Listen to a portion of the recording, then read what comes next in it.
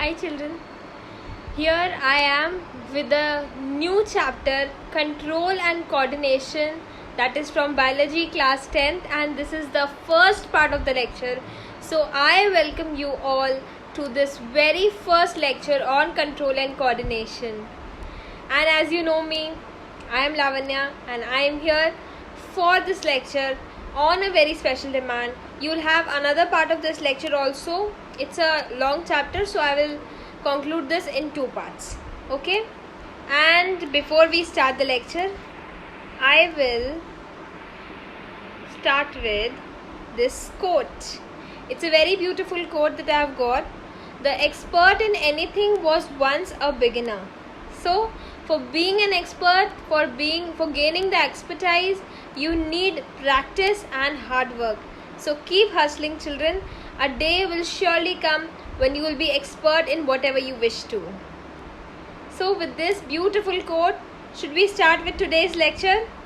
It's a long lecture. Let's come straight to the point and close this camera off so that it conserves space. Okay? Yes. Here we are on the topics to be discussed in this chapter. And in this lecture, as I told you, we'll cover half of the thing and then half of the thing in the second part, so that कुछ ज़्यादा ही long ना हो जाए ये. Okay? Let us discuss the topics that are to be covered here. Firstly, we are going to study the introduction and then the system for control and coordination in animals. That includes the nervous system and the endocrine system. Under the nervous system, you will have receptors, you will have neuron. We'll study in detail the diagram of the neuron. Okay. And then what else will you study? You will study the functioning of the neuron in quite detail. Then the parts of the neuron along with the diagram. You will know what is synapse. Then reflex action. Quite a detail about reflex action, reflex pathway, reflex arc. Then you will study about the types of responses, need for reflex action, and very very important, the human nervous system, which is very important, which will contain the human brain also, which will contain the spinal cord also, but spinal cord इतना detail में नहीं है. You have parts of human brain like forebrain. It's not forebrain, it is forebrain, F-O-R-E, forebrain. Okay, midbrain, the hindbrain, and the protection of the brain and the spinal cord. All of these topics we are going to cover in today's lecture, which is the part 1, and the remaining topics from the coordination between the nervous and muscular tissue we will conclude in the next lecture. Hope you like this lecture, and needless to say, do subscribe to my channel and hit the like button if you like my presentation. Then let's quickly dive into the lecture. Let's go. Introduction. All the living organisms respond and react to changes in the environment. Her living organism एक तो respond करता है और दूसरा react करता है to the changes in the environment. Now here I want to add a point. Consciousness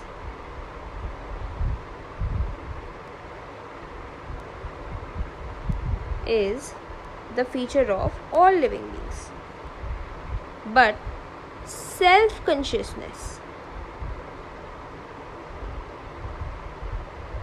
is the feature of human beings. अपने बारे में कौन अवेयर होता है? Only humans. और इन्वायरमेंट के बारे में कौन कौन अवेयर होता है? Everyone. Either it is humans और प्लांट्स और एनिमल्स और insects, any. Okay, what else? So here, the changes in the environment to which organisms respond and react are called stimuli,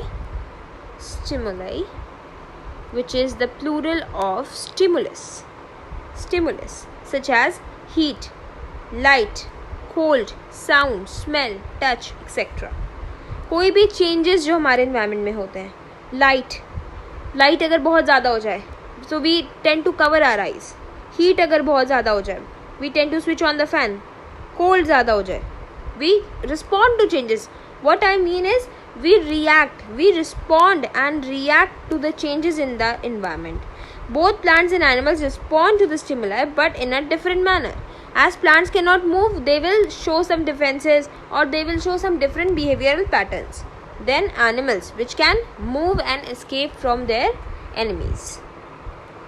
Now the next one. So we are going to read about control and coordination. So control and coordination in animals is done with the help of two main system, जो कि आपस में interconnected होते हैं और coordinate करते हैं to bring about coordination.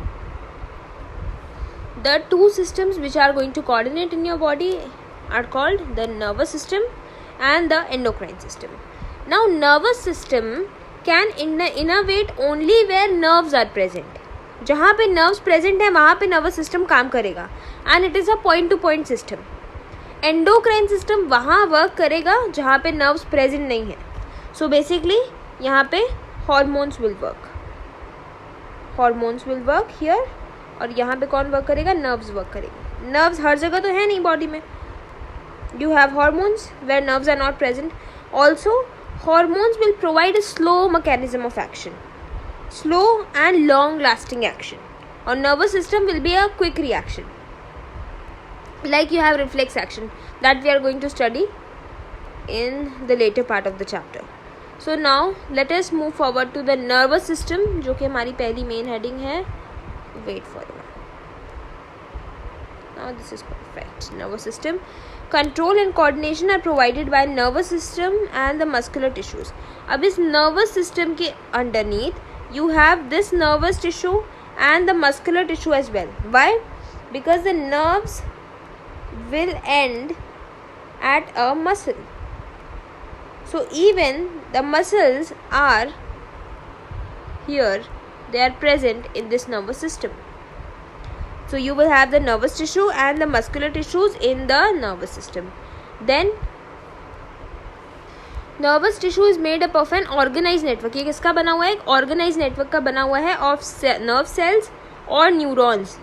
So एक और चीज़, nerve cells have another name called neurons, very important, which is specialized for conducting information, जो कि specially इसीलिए बने हैं to conduct information via electrical impulses from one part of the body to another part of the body. ये किस form में carry करते हैं impulses? Electrical impulses, electrical signals के फॉर्म में ये impulses को कैरी करते हैं. Nerve cells are also called neurons, which are the structural and the functional unit of the nervous system. अभी ये आगे भी आएगा. I am telling you beforehand also. अब आ गए रिसेप्टर्स. तो ये रिसेप्टर्स क्या होते हैं?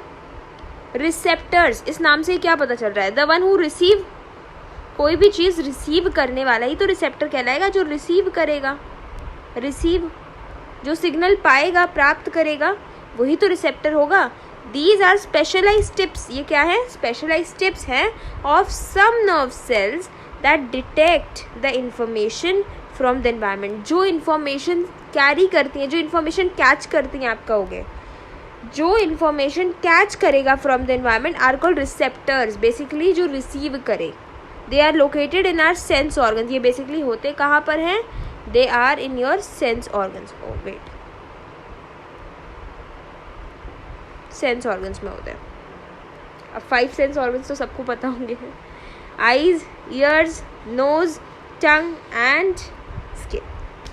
Okay, these are specialised tips of some cells. ये टिप्स होती हैं, specialised tips of some cells which will detect, basically catch and receive the information from the environment. I have repeated it 2 times. और अब सारी sense organ के बारे में we have to study in a lot of detail. Ear के बारे में बात करते हैं. It has phonoreceptors, receives sound. Phone से क्या समझ में आ रहा है यार? फ़ोन से क्या सुनते हैं? साउंड. ऑडियो रिसेप्टर नहीं है, फोनो रिसेप्टर है. ठीक है. It helps you in hearing and maintaining the balance of body. अच्छा, what is the primary function of the ear? Is it hearing or is it maintaining the balance of the body? ये primary function है. This is the primary function, this is the secondary function, hearing. Okay. Eyes, eyes की बात करते हैं, so it acts as photo receptor. Photo का मतलब क्या होता है? What is the meaning of photo? Photo means light. Light को रिसीव करने वाली कौन होती हैं? आँखें। Receiving light, it helps you in seeing. पता है आप लोगों को। Skin, it acts as thermoreceptor. ये इंपॉर्टेंट है, ये जो वर्ड्स है ना, phonoreceptor then photoreceptor, इसमें कंफ्यूज नहीं होना। फोटो मतलब होता है लाइट, थर्मो मतलब होता है heat, temperature. It helps you in feeling heat और कोल्ड एंड टच। तो थर्मो मतलब होता है थर्मल, मतलब होता है टेम्परेचर, हॉट है, कोल्ड है, कैसा फीलिंग है, ये कितना टेम्परेचर है, ये कौन बताता है? हमें हमारी स्किन बताती है। Nose acts as olfactory receptor. Smell के लिए कौन है? Olfactory receptor, sense of smell. It helps in detection of smell. है बहुत सिंपल। आना क्या है एग्जाम में इसमें से? तो आना है थर्मो रिसेप्टर, और should I use a different colour? Thermoreceptor, then olfactory receptor, this will come, then phonoreceptors and photoreceptors. इसमें कंफ्यूज नहीं होना। Phonoreceptor phone, ear, photoreceptor light के लिए eyes, then thermoreceptor temperature के लिए, touch feel करने के लिए स्किन, नोज के लिए ऑल फैक्ट्री रिसेप्टर, और अरे टंग रह गई क्या? Oh they have it. नहीं टंग रहने की है। Tongue acts as gustatory receptor. Tongue के लिए कौन है? Gustatory receptor. Gustatory is for taste, test नहीं, टेस्ट, TASTE, टेस्ट, टेस्ट नहीं। It helps in detection of taste. Very very simple. नाम याद रखने हैं, नाम इम्पॉर्टेंट है, बाकी आपको पता है टंग, स्किन, इन सब का क्या काम है। Now the next we have neuron. So we study about neuron. Neuron क्या है इसको थोड़ा सा डिटेल में पढ़ते हैं। अभी तो हमने पढ़ा है न्यूरॉन नर्व सेल का एक नाम है। न्यूरॉन नर्व सेल का एक नाम है, which is the structural and functional unit of your nervous system. It is the structural and the functional unit of the nervous system. Already I have told you. अब nerve cell का नाम ले लिया है तो नर्व सेल के दर्शन हो जाए। This is your nerve cell. इसके पार्ट्स देख लो। अभी फ़िलहाल देखते हैं, then we'll read about them as well. अभी इनके बारे में पढ़ेंगे अभी। You have dendrites. ये जो डेंड्राइट्स हैं ये ट्री की ब्रांचेस की तरह हैं। ये ऐसे ऐसे ऐसे ऐसे जाते हुए डेंड्राइट्स जो सिग्नल कैच करेंगे। They are going to receive the signal. यहाँ से जो सिग्नल आएगा, यहाँ से सिग्नल आएगा, यहाँ से सिग्नल आएगा, they are going to be received by your dendrites. Branches की तरह ही जो ऐसे ऐसे ऐसे निकले हैं प्रोजेक्शंस। बीच में है आपका सेल बॉडी जो कि मेन सेल है। ये सेल बॉडी हो गई न्यूरॉन की। इसके बीच में brain of the cell, nucleus. Dendrite हो गया, सेल बॉडी हो गया जिसके अंदर सिग्नल जाएंगे सारे, और बीच में हो गया ब्रेन, न्यूक्लियस। अब सिग्नल जाएंगे कहाँ? सेल बॉडी से वो ट्रैवल करेंगे एक्सन में। सेल बॉडी से वो ट्रैवल करेंगे एक्सन में। एक्सन उनको लेके जाएगा नर्व एंडिंग तक, नर्व एंडिंग्स तक, नर्व एंडिंग्स तक। नर्व एंडिंग पे होंगे एक और न्यूरॉन, और ऐसे न्यूरॉन की सीरीज चलती चली जाएगी। नर्व एंडिंग्स पे होंगे किसी और न्यूरॉन के डेंड्राइट्स, किसी और न्यूरॉन के ऐसे ऐसे डेंड्राइट्स, ऐसे एक और न्यूरॉन होगा, यहाँ पे एक और न्यूरॉन होगा, उसके भी डेंड्राइट्स होंगे, उसके भी प्रोजेक्शंस होंगे जो इस नर्व एंडिंग से फिर सिग्नल को कैच करेंगे till the next neuron, and the series will continue. This is what it is. And also the diagram of neuron is absolutely important, तो डबल स्टार मार्क कर लीजिए। न्यूरॉन का diagram बहुत important है, as well as बहुत easy भी है। I don't think कि इसमें कुछ डिफ़िकल्टी होगी किसी को ड्रॉ करने में। Just I wanted to give a brief introduction of the neuron, how it looks, what are the parts and how they perform their function. ये मैंने बहुत ब्रीफली आपको समझा दिया। एक न्यूरॉन, दूसरा न्यूरॉन, तीसरा न्यूरॉन, इस तरीके से चेन सीरीज में अरेंज होंगे। डेंड्राइट सिग्नल रिसीव करेंगे, सेल बॉडी या साइटन तक पहुंचाएंगे, सेल बॉडी को साइटन भी कहते हैं, वहाँ तक पहुंचाएंगे। देन एक्सन तक, एक्सन से ट्रैवल करता हुआ जो इम्पल्स है, जो सिग्नल है, वो नर्व एंडिंग्स तक जाएगा। नर्व एंडिंग से होकर वो दूसरे न्यूरॉन में चला जाएगा जो उसकी डेंड्राइट से कनेक्टेड होंगे। ठीक है, आगे बढ़ते हैं। फंक्शनिंग ऑफ न्यूरॉन सब बताएंगे। फिर से रिपीट करेंगे। अभी एक ब्रीफ इंट्रोडक्शन था, अब इसके बाद दोबारा से हम सारी बातों को बहुत डिटेल में डिस्कस करेंगे। तो ज़्यादा बड़ा हो गया क्या? अब ठीक है। तो फंक्शनिंग ऑफ न्यूरॉन डिस्कस कर रहे हैं। The information from the receptors is acquired eight the end of the dendritic tip of a nerve cell as chemical reaction that creates an electrical impulse। ये आती एक केमिकल रिएक्शन की तरह है। अब ये इलेक्ट्रिकल इम्पल्स यानी वो सिग्नल क्रिएट करती है। Electrical impulse, what is it? ये वही इलेक्ट्रिकल सिग्नल है जो ट्रैवल करेगा। It is also called impulse. This impulse travels from the dendrite to the cell body and then at the end of the axon, as we have already discussed. फिर क्या होगा? Chemicals are release at the end of the axon. इस axon के end पे chemicals release किए जाएंगे। इसी electrical impulse की वजह से केमिकल्स रिलीज किए जाएंगे। और फिर वो केमिकल्स कौन कैच करेगा? These chemicals cross the gap. दो न्यूरॉन्स के बीच में, एक ये न्यूरॉन है, एक दूसरा न्यूरॉन है, उनके बीच में इस गैप को क्या बोलेंगे? सिनेप्स। सिनेप्स बोलते हैं इसे, the gap, it is called synapse. और फिर ये न्यूरॉन्स के बीच के गैप को बोलते हैं सिनेप्स। यहाँ पे कुछ केमिकल्स रिलीज होंगे इसकी एंड पे, जिनको हम कहेंगे न्यूरोट्रांसमीटर्स। इन केमिकल्स को हम बोलते हैं न्यूरोट्रांसमीटर्स, जो कि इस गैप को क्रॉस करके नेक्स्ट न्यूरॉन में पहुँचेंगे और नेक्स्ट न्यूरॉन के भी कहाँ पहुँचेंगे? डेंड्राइट पे पहुँचेंगे। ठीक है, और बातें हमें पता चल गई। We knew it what is impulse. फिर हमें समझ आया कि दो न्यूरॉन्स के बीच गैप होती है जिसको हम सिनेप्स बोलते हैं। एक न्यूरॉन के एंड पे जब नर्व सिग्नल पहुंच जाता है, जब इम्पल्स पहुंच जाती है, तो वहाँ पे एंडिंग पे कुछ केमिकल्स रिलीज होते हैं जिनको हम न्यूरोट्रांसमीटर्स बोलते हैं। Then the neurotransmitters will cross the gap and then they will reach to the dendrite of another neuron and will start another signal, another impulse। very very simple, बहुत simple था, इससे ज़्यादा डिटेल में नहीं पूछने वाला। okay, now what happens? the similar synapse, wait, should I zoom it? तब अच्छा समझ में आएगा। The similar synapse finally allows the delivery of such impulses from neurons to other cells such as muscles or gland। अब chain तो चलती चली जाएगी न्यूरॉन की, पर ये चेन कहीं तो एंड होगी। ये चेन एंड कहाँ होती है? ये चेन या तो किसी मसल पे एंड होती है या किसी ग्लैंड पे एंड होती है। इसीलिए नर्वस सिस्टम और एंडोक्राइन सिस्टम, ग्लैंड वाला सिस्टम, हार्मोन वाला सिस्टम कनेक्टेड रहते हैं। बिकॉज ये नर्व एंडिंग्स किसी तो ग्लैंड पे या किसी मसल पे एंड होती हैं, इसलिए मसल्स और ग्लैंड्स नर्वस सिस्टम से कनेक्टेड रहते हैं। नंबर 1 जो हमें समझना था। दूसरा क्या समझना था? ये this is called a neuromuscular junction which I am going to show you here. Neuromuscular से क्या समझ में आया? न्यूरॉन यहाँ पे एंड हो रहे हैं, देखो न्यूरॉन्स आर एंडिंग हियर, है ना। और ये क्या है? Muscle. What is this? A muscle fibre. This is action, this is neuromuscular junction, जो हमें बस एक बार देखना था इसे। और ये एंड कहाँ हो रहा है? एक मसल पे, एक मसल फाइबर पे। दैट इज ऑल, बस एक बार दर्शन करने थे, वो हमने कर लिए। Let us move to the next slide now. अब क्या है? Parts of neuron.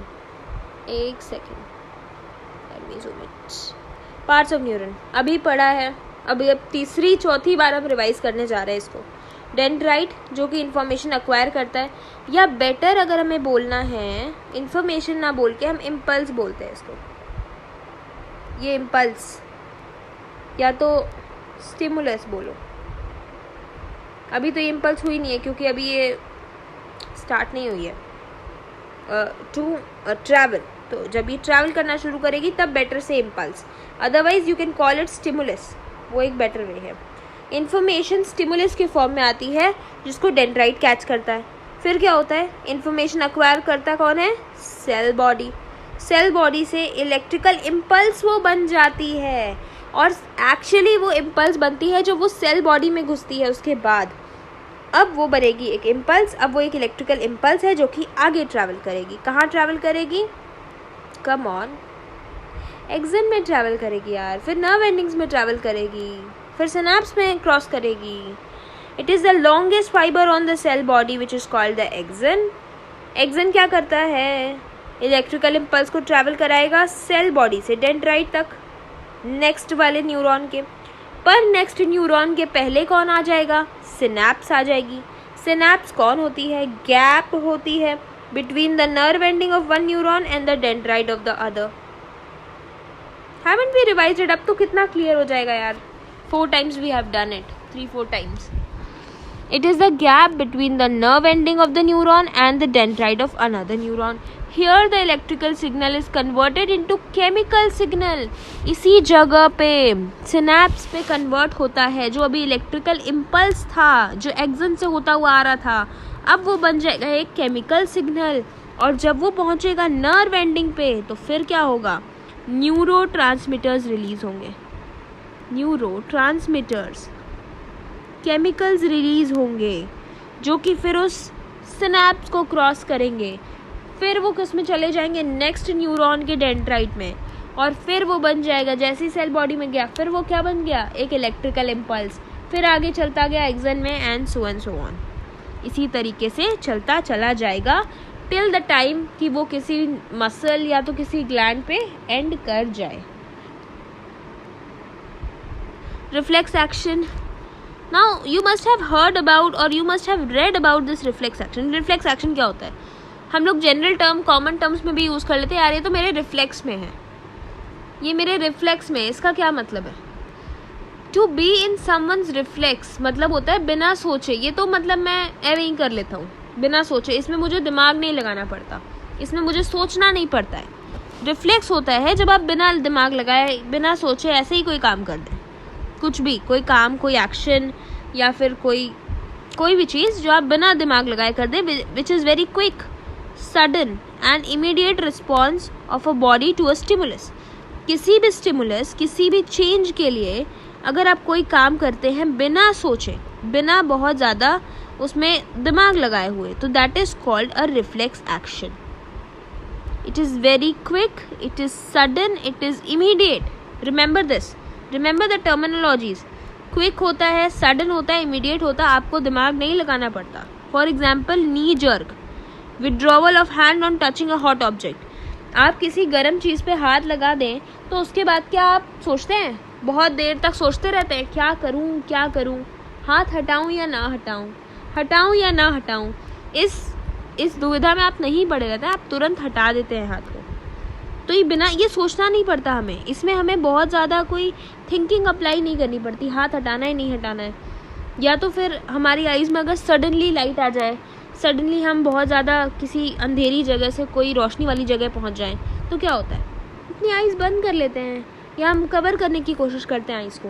इसमें हमें सोचना नहीं पड़ता है. This is called reflex action. Stimulus. Stimulus क्या होता है? एक सेकेंड. स्टिमुलस वही जो चेंज आएगा एनवायरनमेंट में, जो आपको कुछ ना कुछ रिफ्लेक्स एक्शन करने के लिए प्रोवोक करेगा, उसी को हम कहेंगे stimulus. It is the observable detectable change in the external or internal environment due to which an organism responds. Organism react करेगा, रिस्पॉन्ड करेगा किसी चीज़ के रिएक्शन में. या तो इंटरनल या तो एक्सटर्नल एनवायरनमेंट में कोई चेंज आए. कैसा चेंज आए? ऑब्जर्वेबल चेंज आए या डिटेक्टेबल चेंज आए. ऐसा चेंज जो हमारे सेंस ऑर्गन डिटेक्ट कर पा रहे हैं, कोई ऐसा चेंज जो हम देख पा रहे हैं, ऑब्जर्व कर पा रहे हैं. अगर ऐसा कोई चेंज आता है हमारे इंटरनल या एक्सटर्नल एनवायरनमेंट में तो हम उसे स्टिमुलस बोलते हैं. Reflex arc. रिफ्लेक्स आर्क क्या है? The pathway. ये रास्ता है. It is the pathway through which nerve impulses pass during a reflex action. Reflex action के समय नर्व इम्पल्सेस जिस रास्ते से गुजरती हैं, द रास्ता is called reflex arc. Reflex arc वो रास्ता है. अभी मैं दिखाती भी हूँ रिफ्लेक्स आर्क क्या है, रिफ्लेक्स पाथवे कैसे है, कैसे कहाँ से गुजरती है. अभी फ़िलहाल के लिए इम्पल्सेस जहाँ से गुजरती हैं, नर्व इम्पल्सेस जहाँ से पास होती हैं during the reflex action, the path is called or the pathway is called the reflex arc. Is that very clear to all of you? ये पूरी चीज़ बहुत इंपॉर्टेंट है. रिफ्लेक्स एक्शन से इन ऑल क्वेश्चंस पॉसिबल हैं. It is a very very important topic. अभी हम बहुत बार अब डिस्कस कर चुके हैं. स्टिमुलस, रिफ्लेक्स आर्क के बारे में बता दिया कि एक पाथवे है. What else have we discussed? Reflex action. तो पूरा ये रिफ्लेक्स एक्शन के अंडर आ गया. अब देखते हैं, ये हो गया हमारा. अच्छा एक सेकेंड. रिस्पॉन्स. रिस्पॉन्स क्या होता है? रिस्पॉन्स वो फाइनल रिएक्शन है. Response is the final reaction after the reflex action. Reflex action होने के बाद जो हम फाइनल रिएक्ट करते हैं, हमने कोई हॉट ऑब्जेक्ट टच कर दिया, हम तुरंत अपने हाथ को, अपनी फिंगर को पीछे करते हैं. That is called the response. ये हमारा फाइनल रिएक्शन है of the after the reflex action. इसको हम रिस्पॉन्स बोलेंगे. बहुत सिंपल सी चीज़ है. अब एक second, I will show you the reflex arc. Here it is, the reflex action pathway which is called the reflex arc. ये देखो. So number 1 you have, एक मिनट, here you have सबसे पहले हीट. किसी आपने गर्म ऑब्जेक्ट को touch कर लिया, हीट जो है आपके लिए स्टिमुलस की तरह वर्क करेगा. किसकी तरह वर्क करेगा? उस चेंज की तरह वर्क करेगा. इन्वायरमेंट में कुछ चेंज हुआ है. अच्छा, वो कौन कैच करेगा? थर्मो रिसेप्टर कैच करेंगे स्किन में. स्किन में कौन कैच करेगा? थर्मो रिसेप्टर कैच करेंगे. हीट को कौन कैच करेगा? थर्मो रिसेप्टर कैच करेंगे. उसके बाद वो कहाँ जाएगा? क्या वो ब्रेन में जाएगा? क्या वो ब्रेन में जाएगा? नो, कोई थिंकिंग इन्वॉल्व नहीं है. तो वो कहाँ जाएगा? स्पाइनल कॉर्ड में जाएगा. स्पाइनल कॉर्ड में, यहाँ पे स्पाइनल ऑर्गन लिख रखा है, स्पाइनल कॉर्ड में जाएगा. अच्छा, we have already read about कि CNS जो सेंट्रल नर्वस सिस्टम है, उसमें 2 ऑर्गन्स आते हैं, ब्रेन और स्पाइनल कॉर्ड. ब्रेन तब वर्क करता है, ब्रेन तक तब इम्पल्सेस पहुंचती हैं जब हमें थिंकिंग करनी हो. यहाँ हमें थिंकिंग नहीं करनी है, कॉम्प्लेक्स प्रोसीजर्स इन्वॉल्व नहीं हैं. तो हमारी ये सारी इम्पल्सेस कहाँ पहुँचेंगी? स्पाइनल कॉर्ड में, क्विक रिस्पॉन्स के लिए. यहाँ स्पाइनल ऑर्गन लिखा है. फिर कहाँ जाएगी वो? इफेक्टर ऑर्गन पे जाएगी, मसल पे जाएगी, मसल्स पे जाएगी. इफेक्टर ऑर्गन, हमारी मसल्स क्या करेंगी? शॉर्टन करेंगी. Muscles will shorten so that हमारा हैंड पीछे हो जाए. इफेक्टर ऑर्गन, इफेक्टर, इफेक्ट किस पे पड़ेगा? मसल्स पे. और फिर क्या होगा? रिस्पॉन्स आएगा. कौन सा रिस्पॉन्स आएगा? Hand withdrawal. और उसके बाद हाथ को पीछे ले लिया जाएगा, which will be the final response. Response वही है ना. After the reflex action, what is the final thing that happens? The hand withdrawal. This is the response. अभी पढ़ा भी. This is in all your reflex action pathway. Now you see what is the reflex arc. The labelings are not very clear, but don't you worry. Just wait for a while. Yeah, like this. ये है reflex arc. This is your reflex arc. Here you can see it. Yes, देखो क्या हुआ. सबसे पहले आपने गर्म pan को टच कर दिया, उसके बाद हीट रिसीव हुई. Heat, thermoreceptor, pain felt हुआ. कहाँ पर? स्किन पर. स्किन से वो रिएक्शन कहाँ हुआ? ये देखो, स्किन से होते हुए वो कहाँ गया? Sensory neuron. Through the skin sensory neuron ने इसे पकड़ा. सेंसेशन कहाँ पहुँचाई? CNS में पहुँचाई. ब्रेन में नहीं पहुँचाई, CNS में पहुँचाई, स्पाइनल कॉर्ड में पहुँचाई, क्योंकि ये रिफ्लेक्स एक्शन है. और वहाँ से कहाँ पहुँचाई? ये देखो, रिले न्यूरॉन वापस आया. रिले न्यूरॉन मोटर न्यूरॉन से होते हुए, मोटर न्यूरॉन किससे कनेक्टेड है? देखो देखो किससे कनेक्टेड है? मसल से कनेक्टेड है. अब क्या होगा? मसल शॉर्टन होगी, हाथ पीछे ले लिया जाएगा. This is the reflex arc. Simple है ना. Now we are done with the reflex pathway, the complete of the reflex action. Okay, एक सेकेंड. डन. अब now there are 3 types of responses. There are 3 types of responses: voluntary response, involuntary response and reflex action. voluntary response क्या होता है? जो आप अपने मन से करें, अपनी इच्छा से करते हो. वो होता है वॉलेंट्री रिस्पॉन्स। ये देखो, वॉलेंट्री मतलब वैसे भी voluntary means the thing which you do it by yourself, अपनी इच्छा से करने वाली चीज़ें वॉलेंट्री रिस्पॉन्स होती हैं। कंट्रोल्ड बाय फोर ब्रेन, अभी ब्रेन के पार्ट्स पढ़ेंगे तब और समझ में आएगा कि फोर ब्रेन क्या है। फिलहाल के लिए वॉलेंट्री रिस्पॉन्स कौन कंट्रोल करता है? Fore brain.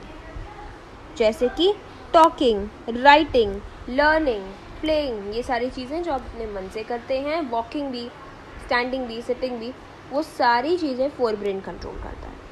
Involuntary response mid brain और हाइंड ब्रेन कंट्रोल करता है। मिड ब्रेन और हाइंड ब्रेन कंट्रोल करता है, ठीक है। मिड ब्रेन और हाइंड ब्रेन कंट्रोल करता है। ये भी अलग अलग दो पार्ट हैं। कौन कौन से पार्ट हैं ब्रेन के? फोर ब्रेन, मिड ब्रेन और hindbrain. Heartbeat, vomiting, respiration, ये सब ऐसा नहीं होता कि हम अपनी इच्छा से चलाते हैं और अपनी इच्छा से रोक लेते हैं। हार्ट बीट हमारी इच्छा से नहीं चलती है, वॉमिटिंग हमारी इच्छा से नहीं होती है, रिफ्लेक्स एक्शन है। रेस्पिरेशन, डाइजेशन, ये सारी चीज़ें हम सोच सोच के नहीं करते हैं, कोई थिंकिंग इन्वॉल्व नहीं है यहाँ पे। तो ये क्या होगा? इनवॉलेंट्री रिस्पॉन्सेज जो अपने आप होते हैं। Respiration, digestion, heartbeat, vomiting, सारी चीज़ें ये सब हम सोच के नहीं करते हैं। सो दे आर इनवॉलेंट्री एक्शन जो ऑटोमेटिक होते हैं। रिफ्लेक्स एक्शन कौन कंट्रोल करता है? कितनी बार कर चुके हैं हम? Spinal cord. Withdrawal of hand on touching a hot object, अब बताने की ज़रूरत मुझे नहीं लगता कि अब और इसको एक्सप्लेन करने की ज़रूरत है। What is the need for reflex action? Reflex action की हमें ज़रूरत ही क्यों है? क्यों ज़रूरत है? ज़रूरत इसलिए है ताकि हम अपने आप को प्रोटेक्ट कर सकें। अगर हमने कोई हॉट चीज़ टच कर ली है या अगर कोई ऑब्जेक्ट हमें पिंच कर रहा है तो हमें सोचना ना पड़े, इसमें हमें कोई सोच विचार ना करना पड़े। कभी कभी सिचुएशंस बहुत क्विक डिमांड करती है, क्विक एक्शन डिमांड करती है। ऐसे सिचुएशन में हम ब्रेन का इस्तेमाल नहीं कर सकते। In some situations such as touching a hot object, pinching etcetera, we need to act quickly, otherwise our body would be harmed. Here the response is generated from the spinal cord instead of the brain. In this way time for taking action is reduced which will save injury. Simple सी बात है, हमारा thinking time, reaction time कम होगा जिससे हमें injury से बचाया जा सकता है। बहुत ही सिंपल है, बस और कुछ नहीं था इसमें। ह्यूमन नर्वस सिस्टम, अब ये कितना इम्पॉर्टेंट है? ये बहुत इम्पॉर्टेंट है, बहुत बहुत बहुत इम्पॉर्टेंट है, ठीक है। अच्छा, नाउ इसको डिस्कस करते हैं। Human nervous system consist of two parts, the CNS, the central nervous system, and the PNS, the peripheral nervous system, ठीक है। दो पार्ट्स होते हैं नर्वस सिस्टम के, सेंट्रल नर्वस सिस्टम और पेरिफेरल नर्वस सिस्टम। सेंट्रल मतलब बीच का, पेरिफेरल मतलब साइड का, ठीक है, साइड में जो रहते हैं। तो सेंट्रल नर्वस सिस्टम CNS और PNS दो पार्ट हो गए नर्वस सिस्टम के। ये सब याद हो जाना चाहिए in the class itself. I am repeating it so many times. If you only listen to it very carefully, बिना कुछ सोचे, बिना कुछ समझे, अगर आप चुपचाप इस बात को सिर्फ सुनते रहेंगे तो भी आपका आधे से ज़्यादा काम हो जाएगा। क्लास के अंदर ही सब कुछ याद हो जाएगा। CNS और PNS हो गया। फिर सेंट्रल नर्वस सिस्टम में दो चीज़ आ गई, कौन कौन सी? ब्रेन और स्पाइनल कॉर्ड। तो CNS था, CNS के अंदर कौन कौन आ गया? ब्रेन और स्पाइनल कॉर्ड। अभी पहले भी डिस्कस किया, एक बार और डिस्कस किया था इसके पहले, but still we are discussing it, brain और स्पाइनल कॉर्ड। अब पेरिफेरल नर्वस सिस्टम में कौन आ गई? नर्व्स आती हैं पेरिफेरल नर्वस सिस्टम में। साइडवेज वाला सिस्टम होता है ये, इसमें नर्व्स आती हैं। इसमें दो नर्व्स आती हैं, क्रेनियल नर्व्स और स्पाइनल नर्व्स। जो क्रेनियम यानी कि जो ब्रेन से अराइज करती हैं, ब्रेन से आने वाली नर्व्स को बोलते हैं क्रेनियल नर्व्स, स्पाइनल कॉर्ड से आने वाली नर्व्स को बोलते हैं स्पाइनल नर्व्स। बहुत सिंपल है, फिर से एक बार रिवाइज करते हैं। ह्यूमन नर्वस सिस्टम के दो पार्ट, सेंट्रल नर्वस सिस्टम और peripheral nervous system. Central nervous system के फिर से दो पार्ट, कौन कौन से? ब्रेन और स्पाइनल कॉर्ड, ठीक है। पेरिफेरल नर्वस सिस्टम PNS के दो पार्ट्स, कौन कौन से? क्रेनियल नर्व्स और स्पाइनल नर्व्स। दोनों नर्व्स होती हैं क्रेनियल नर्व्स ब्रेन से आती हैं, क्रेनियम से पता चल रहा है, क्रेनियम क्या होता है, बोनी बॉक्स हमारा स्कल, और स्पाइनल से पता चल रहा है, स्पाइनल कॉर्ड से आने वाली नर्व्स स्पाइनल नर्व्स कहलाती हैं। इतनी सी बात है। ह्यूमन ब्रेन के बारे में और डिस्कस करते हैं। अभी हमें पढ़ना है ना फोर ब्रेन, मिड ब्रेन और हाइंड ब्रेन। ब्रेन जो है मेन कोऑर्डिनेटिंग सेंटर है ऑफ द बॉडी, जिसके 3 मेजर पार्ट्स हैं, fore brain, midbrain, hind brain. मुझे ज़्यादा कुछ नहीं बताना था, पता है सबको मेन कोऑर्डिनेटिंग सेंटर कौन है बॉडी का, ब्रेन। कोई भी स्पाइनल कॉर्ड करके नहीं आएगा, स्पाइनल कॉर्ड अर्जेंट सिचुएशंस के लिए होता है, ब्रेन मेन है, ब्रेन मेजर कोऑर्डिनेटिंग सेंटर है बॉडी का। और फोर ब्रेन, मिड ब्रेन और हाइंड ब्रेन इसके 3 पार्ट्स हैं।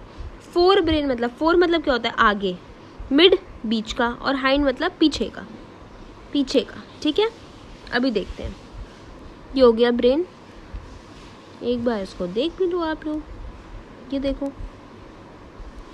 This is the cranium, the outer cover you can see the cranium which is also called the bony box, the skull, this is the midbrain. देखो ये mid में नहीं है, see this mid में है। Fore brain आगे का हिस्सा है, पिट्यूटरी ग्लैंड दिख रहा है इसमें, हाइपोथैलेमस दिख रहा है, हियर इज द हाइपोथैलेमस। अभी we'll come back to this diagram once again. Once we discuss every part, we'll come back to this diagram and discuss it in a lot more detail. ठीक है, चलो अभी आगे चलते हैं। फिलहाल fore brain के बारे में डिस्कस करते हैं। अब ये जो फंक्शंस है ना यार, ये सुपर इम्पॉर्टेंट है, सुपर डुपर इम्पॉर्टेंट, बहुत इम्पॉर्टेंट है।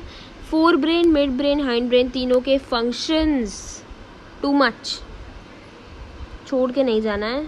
पूरा जो nervous system, human nervous system है, that is very very important, that carry a highest weightage in your science exam, at least for biology. Okay, forebrain most complex है, specialised part है brain का, और इसमें अंदर आता है सेरिब्रम। फोर ब्रेन के अंदर आता है सेरिब्रम, ये याद रखेंगे। फंक्शंस क्या होते हैं फोर ब्रेन के, जो मेजर काम है ना ब्रेन का, जैसे इंटेलिजेंस क्वोशेंट हो गया, लर्निंग हो गया, थिंकिंग हो गया, वॉलंटरी कंट्रोल हो गया, ये सब फोर ब्रेन के अंदर आता है। Thinking part, major thinking part कौन है, मिड ब्रेन, हाइंड ब्रेन सोचने का काम नहीं करते, वो रिफ्लेक्स का काम करते हैं। थिंकिंग पार्ट कौन है, फोर ब्रेन, और फोर ब्रेन में भी कौन, सेरिब्रम। सेरिब्रम, अभी एक सेरिबेलम आएगा, अभी के लिए ये सेरिब्रम है। वॉलेंट्री एक्शंस को कंट्रोल करते हैं, मेमोरी का काम करते हैं, इंफॉर्मेशन स्टोरेज का, सेंसरी इम्पल्सेस उठाते हैं, जो भी सेंस ऑर्गन्स हैं, जो भी पार्ट ऑफ बॉडीज़ हैं, जितने भी जहाँ से भी सेंसरी इम्पल्सेस आ रहे हैं सेंस ऑर्गन से हमारे, उनको लेके आते हैं, रिसीव करते हैं और इंटीग्रेट करते हैं। इंटीग्रेट करते हैं मतलब आपस में जोड़ते हैं। ऐसा नहीं होता है कि हम अगर एक टाइम पे देख रहे हैं तो सुनना बंद कर दें या हमारा स्मेलिंग पावर ख़त्म हो जाए, ऐसा नहीं होता। हमारे सारे सेंस ऑर्गन्स एक साथ काम कर सकते हैं, हम एक साथ देख भी सकते हैं, सुन भी सकते हैं, बोल भी सकते हैं, है ना, फील भी कर सकते हैं, टेस्ट भी कर सकते हैं। तो ये हमारा इंटीग्रेशन का काम, ये सब सेंसेस को जोड़ने का काम कौन करता है, ब्रेन करता है। ब्रेन में भी कौन करता है, फोर ब्रेन करता है। फोर ब्रेन में भी सेरिब्रम करता है। Centre associated with hunger cerebrum में होता है, फोर ब्रेन में होता है। हंगर सेंटर, भूख लगती है, सेटिएशन हमें पता चलता है किससे, सेरिब्रम से। सो ऑल द 5 पॉइंट्स बहुत इम्पॉर्टेंट है, मैं सबको बोलूँगी, इनको रिवाइज कर लीजिए अच्छे से, यहीं पे लर्न कर लीजिए और कहीं पे लिख लीजिए।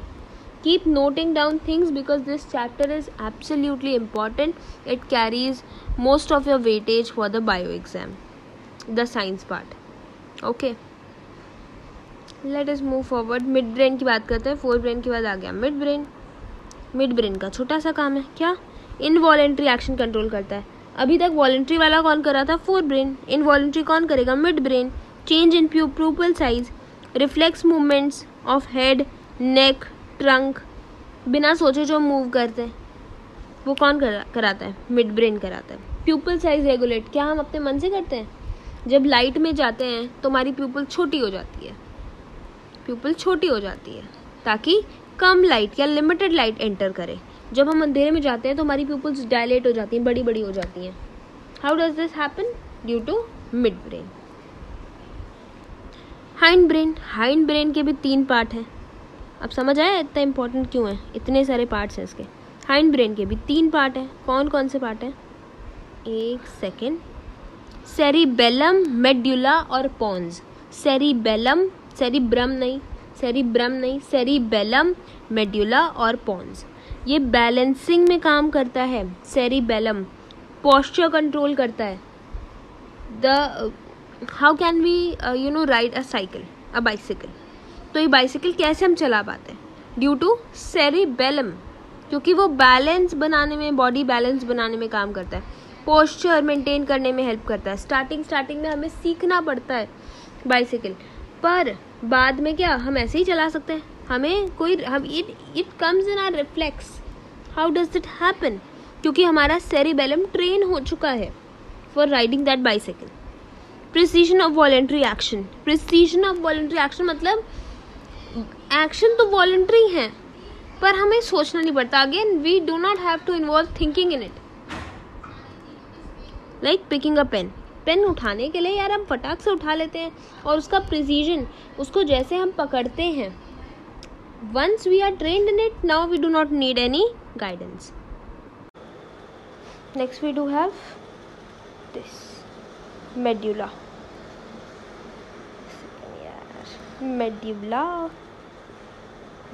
Wait, yeah, so we were talking about medulla and then after we'll talk about pons, जो 2 बचे हुए थे.